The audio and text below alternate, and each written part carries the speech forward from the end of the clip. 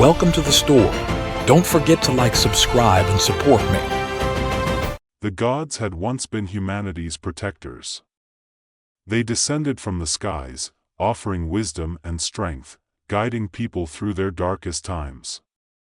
With their divine power, they help humans tame the wilderness, build great cities, and learn the secrets of the earth and sky. But as the centuries passed, the gods changed. What was once guidance turned to domination. They grew distant, greedy, and began demanding more from the humans they were supposed to protect. Worship was no longer enough. They sought control over every aspect of human life, forcing labor, taking tribute, and ruling with an iron fist. Humanity, once proud, was now enslaved by those they had once revered as saviors. Among those who had grown weary of the gods' rule was Rain, a warrior from a small village nestled at the edge of the Great Plains.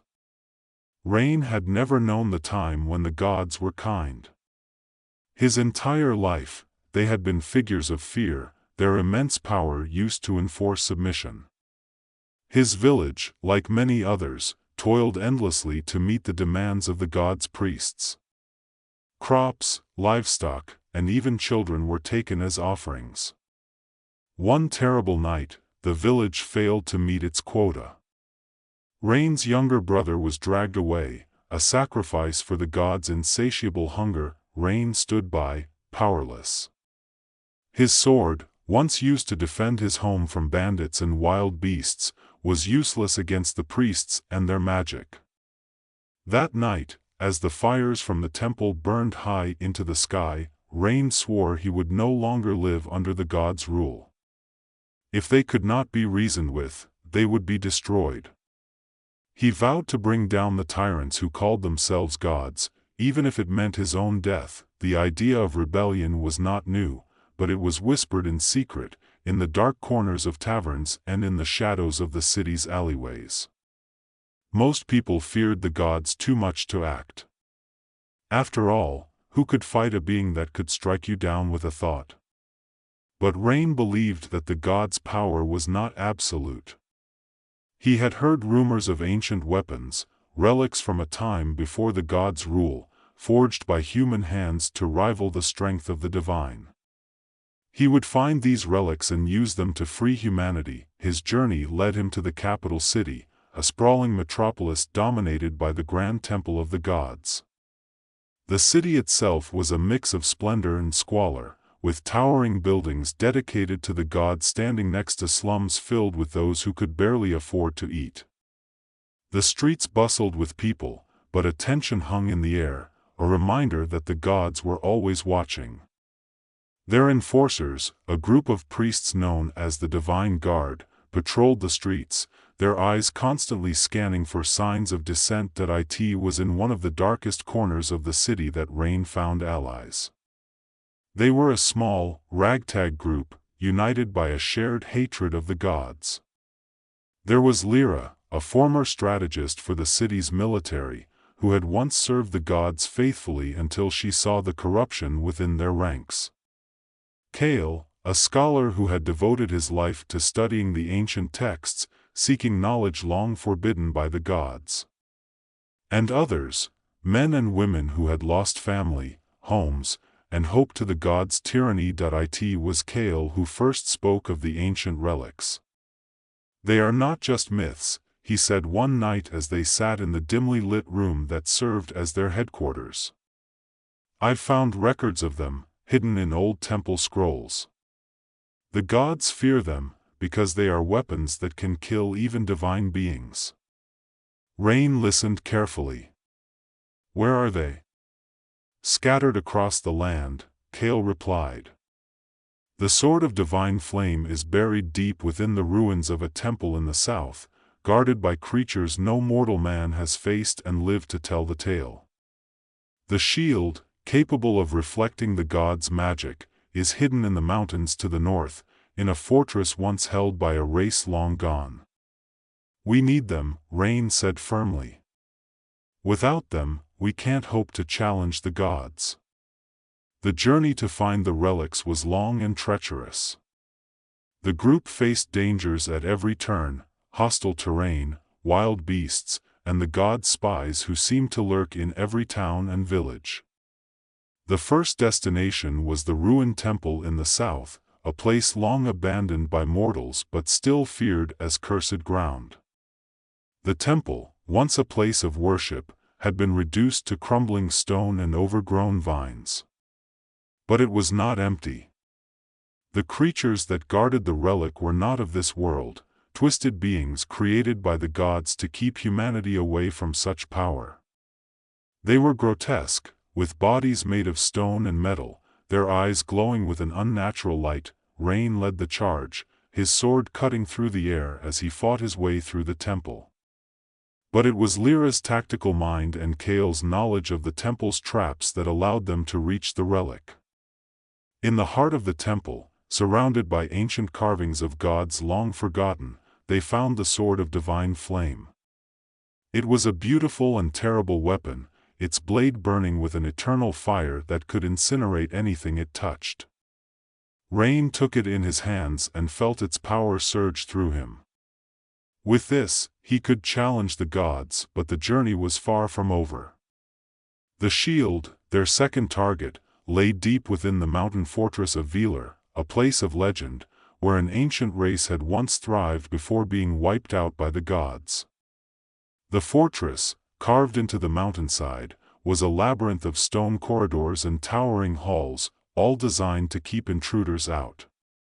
The group navigated the fortress's traps and defenses, Kale's knowledge of ancient architecture proving invaluable. They eventually reached the inner sanctum, where the shield of Velar was kept. Unlike the sword, the shield did not glow with power. It was simple, unadorned, and heavy.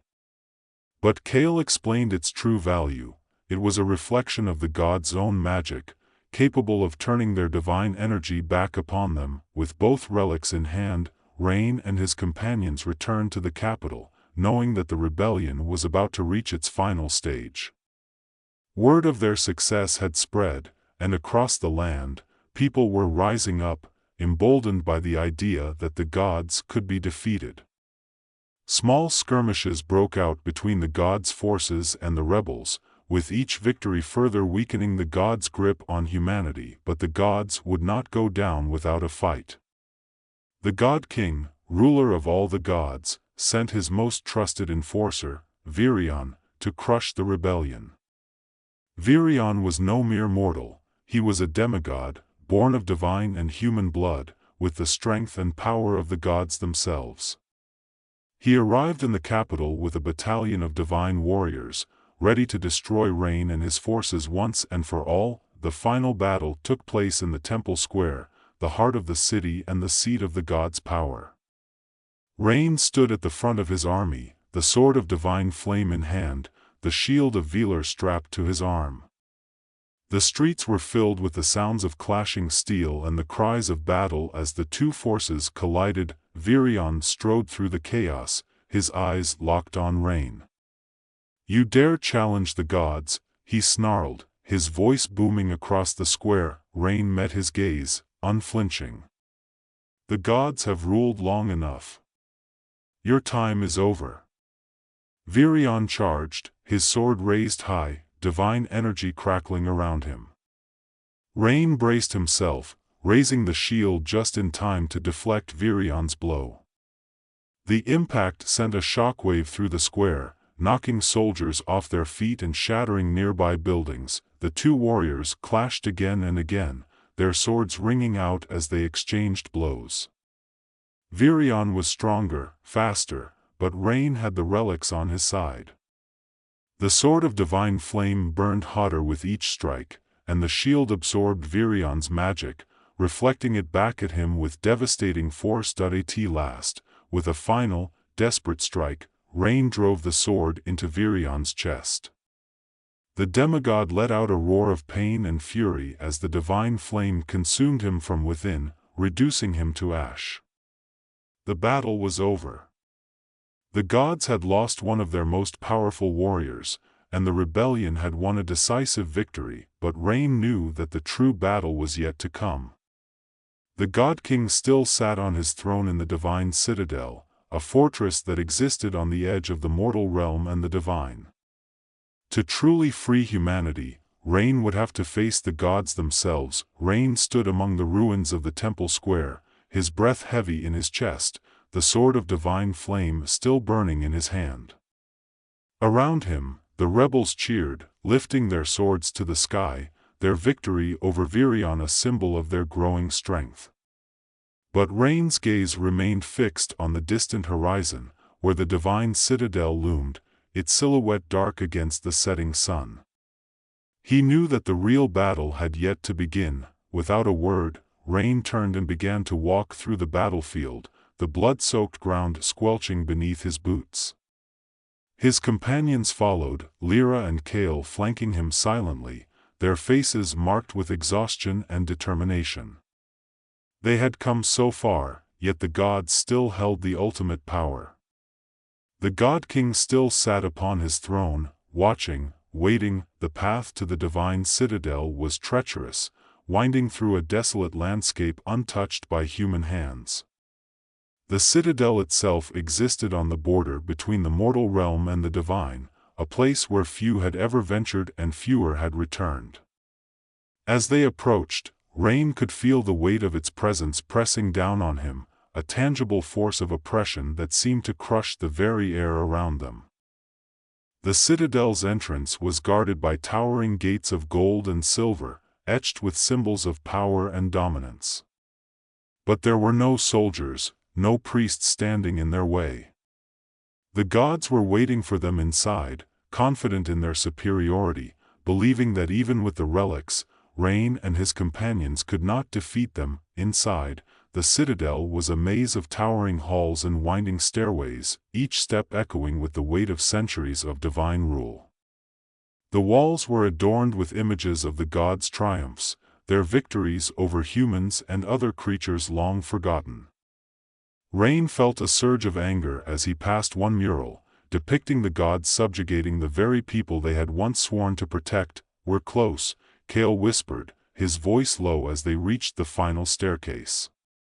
"The throne room is just beyond this door." Rain nodded, gripping the sword of divine flame tighter in his hand. He could feel the power radiating from the other side of the door, the immense energy of the gods gathering like a storm. But he did not waver. For too long, the gods had ruled with cruelty and greed, and now it was time for humanity to take back what was theirs. They burst through the doors, entering a vast, circular chamber bathed in an otherworldly light. At the far end of the room sat the God King, a towering figure draped in robes of shimmering gold. His eyes, glowing with an unnatural light, locked onto Rain as he stepped forward, the sword of divine flame blazing in his hand. "So," the God King said, his voice rumbling through the chamber like thunder. "The mortal who dares defy the gods." Rain raised his sword, the flames licking at the air around him.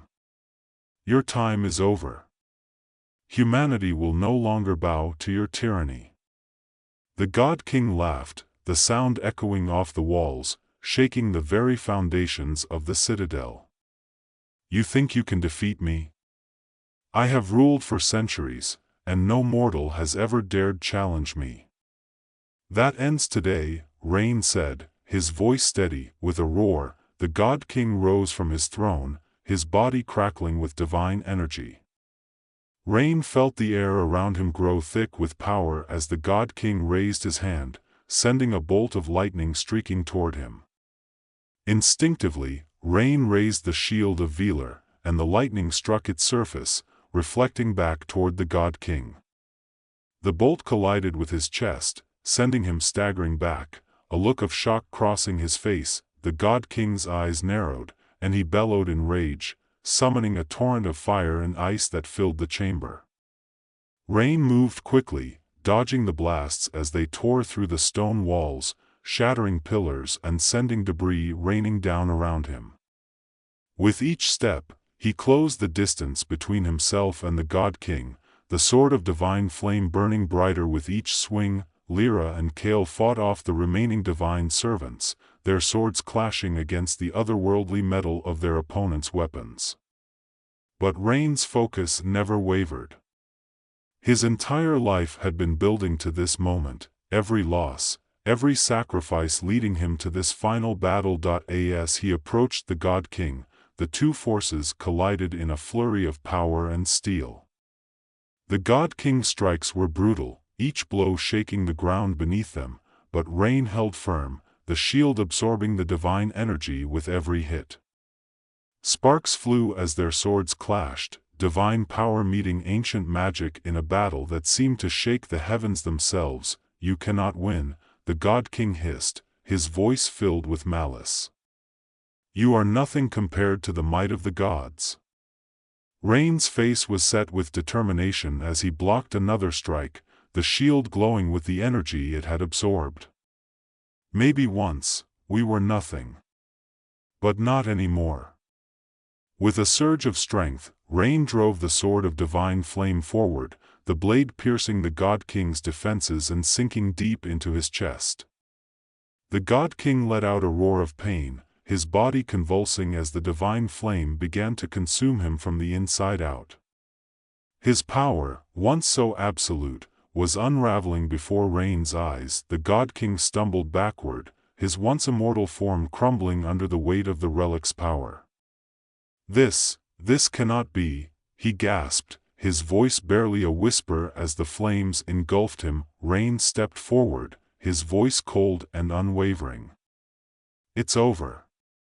With a final, desperate scream, the God King collapsed, his body dissolving into ash, leaving nothing but silence in his wake.